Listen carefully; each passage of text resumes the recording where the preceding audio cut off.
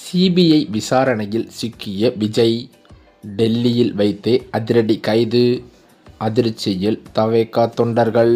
அடுத்த சில மாதங்களில் தமிழகத்தில் சட்டமன்ற தேர்தல் நடக்க இருக்கிறது. இதற்காக சிறிய கட்சிகள் தொடங்கி பெரிய கட்சிகள் வரை அனைத்துமே அயராது உழைத்தும் வருகின்றன. தற்போதோ தமிழகத்தில் ஆளுங்கட்சியாக உள்ள திமுக 2026 தேர்தலிலும் வெற்றி பெற பல்வேறு வியூகங்களை வகுத்து கொண்டிருக்கிறது. மேலும் பீகார் தேர்தலில் தோல்வியடைந்த தேசிய கட்சியான காங்கிரசும் தமிழக தேர்தலை மட்டுமே நம்பியிருக்கிறது என்றே சொல்லலாம். இதற்காக இந்த இரண்டு கட்சிகளும் கூட்டணி அமைத்து வரும் தேர்தலை எதிர்கொள்ளப் போகிறது. இந்நிலையில் திமுகவிற்கு பாதகமாகவும் காங்கிரசிற்கு சாதகமாகவும் விஜய் களமிறங்கியிருக்கிறார். காங்கிரஸ் பீகார் தேர்தலில் தோல்வியடைந்ததை மையப்படுத்தி அதன் கோரிக்கைகளை திமுக மறுத்து வருகிறது. இதனால் இவர்கள் திமுகவிலிருந்து விலகி விஜய் கட்சியில் இணையும் போக்கை காட்டி வருகின்றனர். இதனைத் தொடர்ந்துதான் அதிமுகவிலிருந்து வெளியேறிய செங்கோட்டையன் அவர்கள் சமீபத்தில் தவேகா தலைவர் விஜய் முன்னிலையில் தமிழக வெற்றி கழகத்தில் தன்னை இணைத்து கொண்டதால் சற்று தமிழக அரசியலில் பரபரப்பு நிலவி வந்தது. அந்த வகையில் அதிமுகவிலிருந்து பல முன்னாள் அமைச்சர்களை தவேகாவில் இணைத்து கட்சியை பலப்படுத்துவேன் என்று நிர்வாகிகள் மத்தியில் செங்கோட்டையன் பேசியதாக கூறப்படும் நிலையில் தனது கட்சியின் தலைவரான விஜய் அவர்களை சிபிஐ விசாரணைக்கு இன்றைய தினம் அவர் டெல்லி கிளம்ப உள்ளதாக தகவல்கள் வெளியாகியுள்ளது. இதனால் தேர்தல் வேலைகளும் சிலவை தாமதப்படுத்தப்படும் என்றும் சொல்லப்படுகிறது. இந்த நிலையில்தான் சட்டமன்ற தேர்தலை முன்னிட்டு காங்கிரஸ் போன்ற தேசிய கட்சிகளுக்கோ அல்லது நீண்ட காலமாக அதிகாரத்தில் இருக்கும் திமுக, அதிமுக போன்ற கட்சிகளுக்கோ தனது கதவுகளை விஜய் திறக்கவில்லை. குறிப்பாக காங்கிரஸ் ஒருவேளை அதிருப்தியில் வெளியே வந்தாலும் அது திமுகவுடனே இருக்கட்டும் என விஜய் ஒதுங்கியிருப்பது தனது கட்சி ஒரு தனித்துவமான மாற்றாகவே இருக்க வேண்டும் என்ற அவரது எண்ணத்தை பிரதிபலிக்கிறது. சாதி ரீதியிலான கட்சிகளோ அல்லது பலம் குறைந்த சிறிய கட்சிகளோ தனது அசிவாரத்தை சிதைத்து விடக்கூடாது என்பதில் அவர் உறுதியாக இருக்கிறார். விஜயின் கொள்கை முடிவுகளில் மிக முக்கியமானது ஊழல் அரசியல்வாதிகள் மீதான அவரது கடுமையான நிலைப்பாடுதான். திமுக அல்லது அதிமுகவிலிருந்து வரும் நிர்வாகிகள் ஊழல் பின்னணி கொண்டவர்களாக இருப்பதால் அவர்களை தனது கட்சியில் இணைக்க அவர் விரும்பவில்லையாம். அதே சமயம் ஆளுங்கட்சியில் இருந்தாலும் பிடிஆர், பழனிவேல் தியாகராஜன் போன்ற நேர்மையான மற்றும் படித்த அரசியல்வாதிகள் மீது தவேகா தரப்பு ஒரு மேன்மையான அணுகுமுறை இருப்பதாகவே கருதப்படுகிறது. அரசியல் என்பது கொள்கைக்கான களம், அது ஊழல்வாதிகளுக்கான புகலிடம் அல்ல என்ற செய்தியை விஜய் இதன் மூலம் ஆணித்தரமாக சொல்லியுள்ளார். கூட்டணி குறித்து பேசும்போது விஜய் எப்போது முன்னிறுத்துவது மக்களை மட்டுமே. மற்ற கட்சிகளுடன் பேரம் பேசி தொகுதி பங்கீடு செய்வதை விட மக்களுடன் நேரடியான கூட்டணியை அமைப்பதே நிரந்தர வெற்றியை தரும் என்று அவர் நம்புகிறார். திராவிட கட்சிகள் தங்களது வாக்குகளை தக்க வைத்துக் கொள்வதற்கு பல்வேறு முயற்சிகளையும் பல வியூகங்களையும் எடுத்து வருவதாகவே தகவல்களும் வெளிவருகின்றன. இதன் காரணத்தினால் வருகின்ற தேர்தலில் புதிய கட்சிகள் அனைத்துமே காணாமல் போவதற்கு கூட வாய்ப்பு இருக்கிறது என்று தேர்தல் கணிப்புகளும் தெரிவித்து வருகின்றன. இவைகளுக்கிடையில்தான் அதிமுகவிலிருந்து எடப்பாடியால் விரட்டப்பட்ட செங்கோட்டையன் அவர்கள் அதிக ஆதரவாளர்களுடன் தமிழக வெற்றி கழகத்தில் சமீபத்தில் வந்து விஜய் முன்னிலையில் இணைந்தது பரபரப்பை ஏற்படுத்தியது.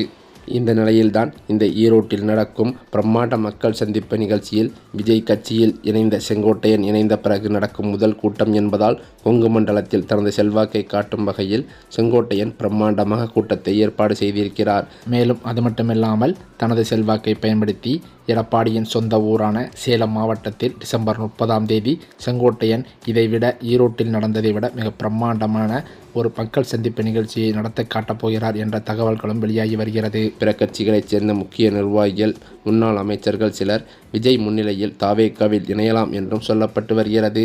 செங்கோட்டையன் இது பற்றிய அறிவிப்பை ரகசியமாக வைத்துள்ளதாகவும் கூறப்படுகிறது. செய்தியாளர்கள் அவரிடம் கேட்டபோது பொறுத்திருந்து பாருங்கள் என்று பதிலளித்துவிட்டு சென்று விட்டார். ஏற்கனவே அதிமுகவிலிருந்து பல முன்னாள் அமைச்சர்களை தவேகாவில் இணைத்து கட்சியை பலப்படுத்துவேன் என்று நிர்வாகிகள் மத்தியில் செங்கோட்டையன் கூறியதும் குறிப்பிடத்தக்கது. எனவே அதற்கான முயற்சிகளில் செங்கோட்டையன் ஈடுபட்டு வரும் நிலையில் இன்று சில முக்கிய பிரமுகர்கள் விஜய் முன்னிலையில் கட்சியில் இணையலாம் என்றும் சொல்லப்படுகிறது.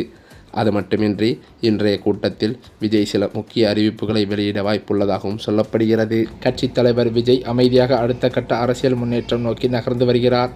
தேர்தல் நெருங்கும் நிலையில் கட்சியின் முக்கியமான நடவடிக்கை தற்போது அரசியல் வட்டாரத்தில் பேசும் பொருளாகி இருக்கிறது. அதுதான் தமிழக வெற்றி கழக தேர்தல் ஆணையத்தால் இன்னும் அதிகாரப்பூர்வமாக அங்கீகரிக்கப்படவில்லை என்ற செய்தி பெரும் விவாதத்தை ஏற்படுத்தியது. ஆனால் அதற்கான காரணங்கள் வேறு என அறிந்தவர்கள் கூறுகின்றனர். இதே நேரத்தில் தேர்தல் நெருங்கி வருவதால் விஜய் தேர்தல் ஆணையத்தை நேரடியாக நாடியிருக்கிறார் என்றும் தமிழக வெற்றிக் கழக வட்டாரத்தில் தகவல்கள் வெளியாகியுள்ளது. திமுக, அதிமுக போன்ற அங்கீகரிக்கப்பட்ட கட்சிகளுக்கு முறையே உதயசூரியன் மற்றும் இரட்டை இலை போன்ற நிரந்தர சின்னங்கள் வழங்கப்பட்டுள்ளன. இந்த சூழலிலோ தமிழக வெற்றிக் கழகம் தனது சின்னங்களுக்கான பரிந்துரை பட்டியலை தேர்தல் ஆணையத்திடம் சமர்ப்பித்துள்ளதாக தகவல்கள் வெளியாகி வருகிறது. விஜய் விரும்பி சமர்ப்பித்த சின்னங்களின் பட்டியலில் விசில், கால்பந்து, பேட்டு, வெச்சிக்கோப்பை, சிலிண்டர், லேப்டாப், பேனா போன்ற உள்ளிட்டவை இடம்பெற்றுள்ளது. தேர்தல் நெருங்கும் நிலையில் கட்சியின் அங்கீகாரம் மற்றும் சின்ன தேர்வு அரசியல் வட்டாரத்தில் புதிய ஆர்வத்தை உருவாக்கியிருக்கிறது. இந்த நிலையிலோ தேர்தல் ஆணையம் எவ்வாறு முடிவு செய்ய இருக்கிறது என்பது அரசியல் கணக்கில் முக்கியமான கட்டமாகவே பார்க்கப்பட்டு வருகிறது. இந்த நிலையில்தான் சேலத்திலிருந்து விஜயின் பரப்புரை மீண்டும் தொடங்கப்படும் என அக்கட்சி வட்டாரத்திலிருந்து தகவல்கள் வெளியாகியுள்ளது. புதுச்சேரியில் நடந்து முடிந்த நிலையில் தற்போது முன்னாள் அமைச்சர் செங்கோட்டையன் முன்னிலையில் அடுத்த கட்டமாக கொங்கு மண்டலத்தில் இருக்கும் மற்ற 3 மாவட்டங்களிலும் விஜயின் பரப்புரையை நடத்த அவர் திட்டமிட்டிருப்பதாக தகவல்கள் வெளிவந்துள்ளது. இவைகளுக்கிடையே முன்னெச்சரிக்கை நடவடிக்கையாக தவேகாவினருக்கு பல்வேறு அறிவுறுத்தல்களை அக்கட்சியின் பொதுச் செயலாளரான புஷி ஆனந்த் வெளியிட்டிருக்கிறாராம்.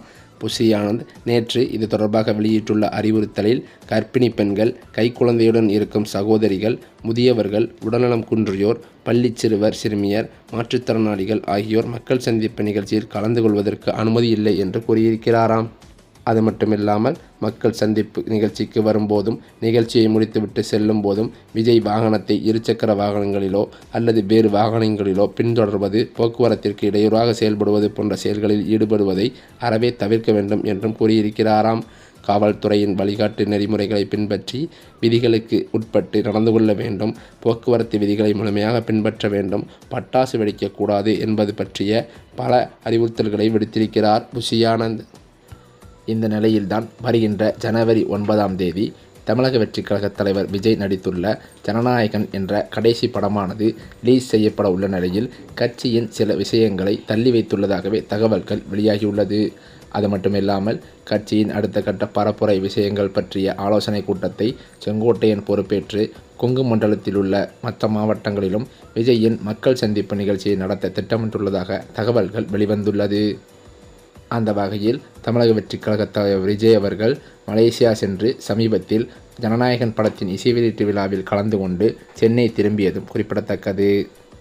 இந்த நிலையில்தான் வரும் 12ஆம் தேதி தவேகா தலைவர் விஜயை நேரில் வந்து விளக்கம் அளிக்குமாறு சிபிஐ சார்பில் சம்மன் அனுப்பப்பட்டிருந்தது. இந்த நிலையில் கரூர் கூட்ட நெரிசல் வழக்கு தொடர்பான சிபிஐ விசாரணைக்கு விஜய் இன்று நேரில் ஆஜராகிறார். இதற்காக சென்னையில் இருந்து தனி விமானம் மூலம் அவர் டெல்லி செல்கிறார்.